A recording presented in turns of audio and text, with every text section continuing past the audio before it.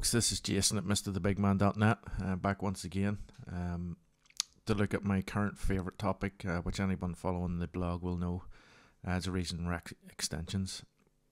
And there's something brand new that they've just brought out, propeller heads, in order to add additional rack instruments, effects, utilities into the actual reason rack itself from third-party suppliers. First things first, you'll need to download the new 6.5 update in order to be able to do this. Reasons for that: number one, it's the brand new update and it has loads of new features in it, but also you download an authorizer app which runs in the background, and basically what it does is authorizes any plugins as they come down from the actual shop itself. So we'll move over and have a look at the shop, and I'll show you how easy it is to actually download a new rack extension. Okay, so as you can see, the propeller head shop is all set up and ready to go. It's still in its infancy. There's still a few plugins that are currently available. There's a few plugins that are on their way. And we're all obviously hoping as Reason users that people sort of take the uptake on this. You can see it all here. We've got somewhere in the region of, I think it's 18 plugins available. You'll see here at the top that Pulsar is free for the first 3 months. We're in the middle of the first month of this video, so that's pretty cool. I've already downloaded, as you can imagine. And the saturation knob from Softube is free as well for the first month. So just jump in and get it if you can quickly before it goes back to its normal price. Essentially, there's two things you can do. You can try it for 30 days, and it's the full thing. It's not like a demo where it's cut down or anything. It's the full plugin itself. You click on try, or you can buy it directly from the propeller head store. Now, for the purposes of this tutorial, I'm going to download and try F-Expansion's Etch because I haven't downloaded it yet and haven't had a look at it. So I'm just going to click on that button now to try, and it'll take you through the process of authorizing the app. Now, bear with me as my internet connection is running off my mobile at the minute, so it's going to be a wee bit slow, but you'll get the idea.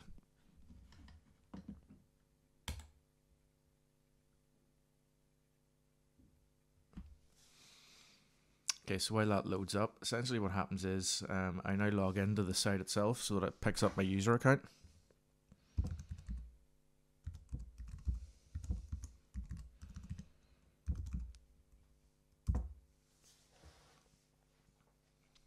And all that does really is just link the plugin back to my overall account. And then it'll just drag down the file, so you'll see the authorizer app will open shortly once this loads up. And then we'll be able to get access to it within Reason itself.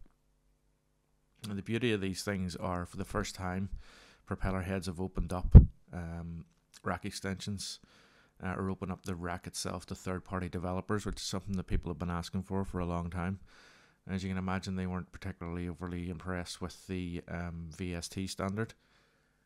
And you can see that on the main video that they created just before this went live. Okay, so as you can see, Etch is starting to download in the authorizer app, and you can see that just here. We just wait for the download to happen, and then I'll flip over into Reason, and show you it actually in the rack so that you can see how it's working properly. Okay, so now we're in the Reason rack. Just going to try and find it in the menu. You'll note, anyone that's using 6.5 will note there's a slight difference to the way that things are laid out now that the rack extensions are in place. So just going to try and find it in the contacts menu and go from there.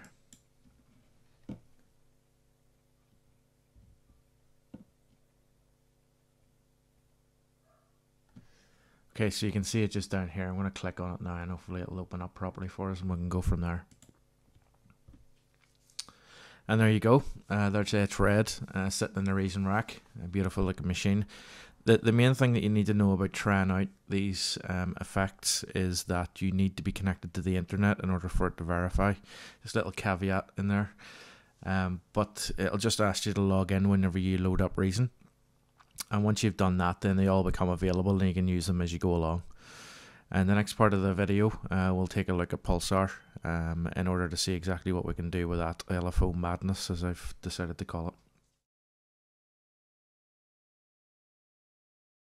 Okay, so now we've got Pulsar up in the rack. You'll see it here. This is free to download at the minute. First 3 months is free, so get your copy quickly before it goes up to its normal price. essentially, according to the blurb, it's a dual LFO. That's LFO. This is absolutely perfect for anyone making dubstep music, but I just wanted to give you a quick overview on how it works. Now, you'll notice the difference between it and other machines within the Reason rack is it doesn't have any browser or anything in it. It just comes as is. Now, you do get combinator presets with it, which are usable, very, very usable actually. But I just wanted to show you that hooking it up is really what it's all about, and turning it to the back of the rack is really what it's all about. So I've just got a pad being played on Subtractor at the minute, just in the sequencer.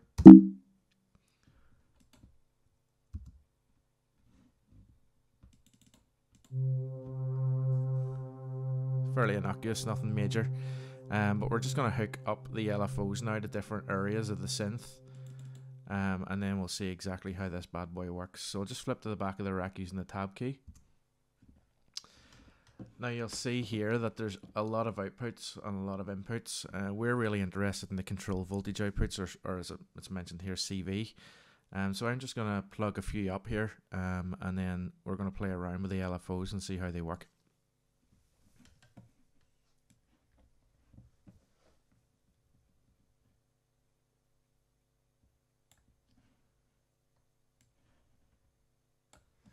Okay, so you'll notice that I've put LFO1 into the filter frequency, and I put LFO2 into filter resonance.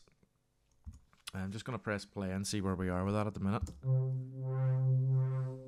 Okay, so you can hear the LFOs working now. You'll see that the first one's set as a sine wave, so we'll start playing around with those.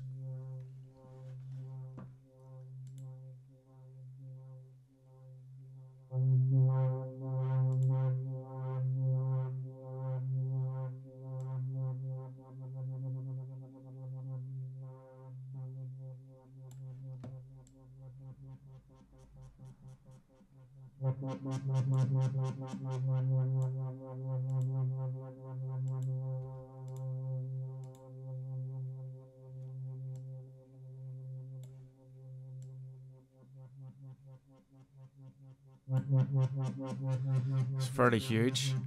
Start playing with LFO2 now.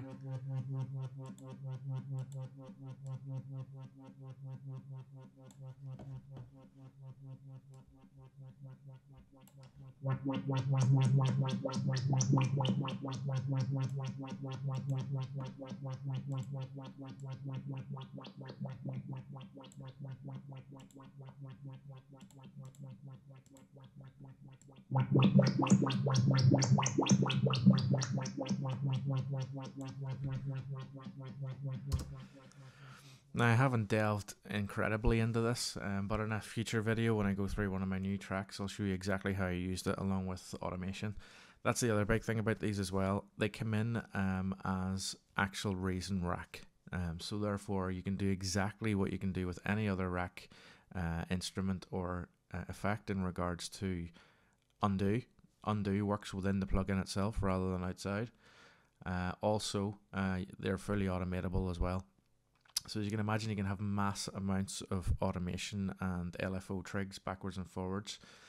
Now this part of it I haven't actually looked at properly yet, and haven't really had a really good idea of how it works. But I'll probably do an exploration Pulsar series anyway to go through all of that.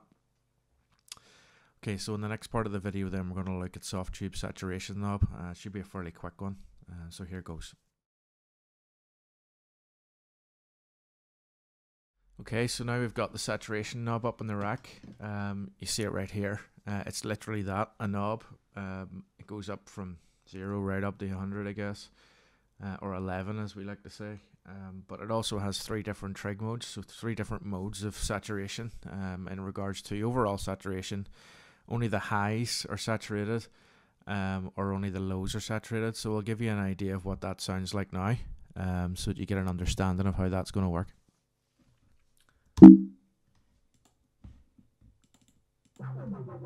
So I've chosen a different patch this time. I've turned it down a wee bit because, quite frankly, when this bad boy goes, you'll hear it.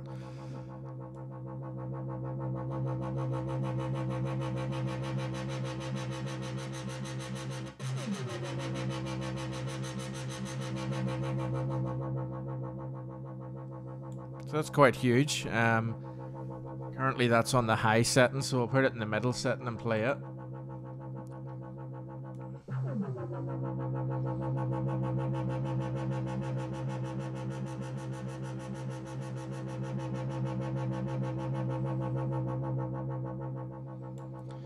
And lastly, we'll put it on the low setting.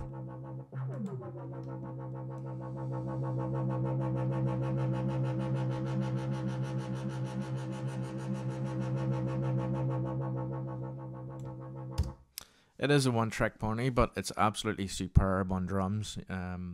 Obviously, you get to hear how the saturation affects the sound against this particular sound, but whenever we take a look and do it with drums, it sounds absolutely amazing. So certainly worth a download. It's free at the minute, so you might as well get it while you can. But obviously that goes back up again. I think it's only available for free for a month, so best off getting it now just to be on the safe side. Okay, and lastly then, we'll take a look at the Korg Polysix. Quite frankly, I can't believe it. Polysix in the Region Rack. Best thing about it is only €39. It's about 31 quid, which is a steal, quite frankly, for what is one of the most iconic synths of yesteryear. It comes with its own bank, as you'll see at the top here. You know, it has all of the original presets, but if you actually go into the browser, you'll also find 2 expansions that were put out in the USA only, which are available now for this as well. Now what I've done is I've just chosen a simple patch, and I'll go around the back of the rack again, and you'll see I've hooked up the dual LFO again, Pulsar, to the CV inputs. And also you'll see that the saturator, a saturation knob, is actually connected in through the outputs of the actual Polysix itself. So what I've done is, you'll see here there are modulation sources. If I click on this, I can choose a modulation source, and what I've done is essentially just chosen one of the CV inputs that I've got the LFO connected to. So what I'm going to do is just play a sound and mess around, just to let you hear it. And then that's how we'll play out the actual video itself. Just to say this, great idea from Propellerhead. They've got their own shop, they've got everything set up perfectly. It all runs correctly within reason and exactly the same way you would expect it to run in reason. It's something that I'm very, very excited about and have been excited about for a long time. So we'll just play one note coming out of this, and then I'll start messing around with the sounds, and you can hear how they affect and create new sounds then. Okay, cheers.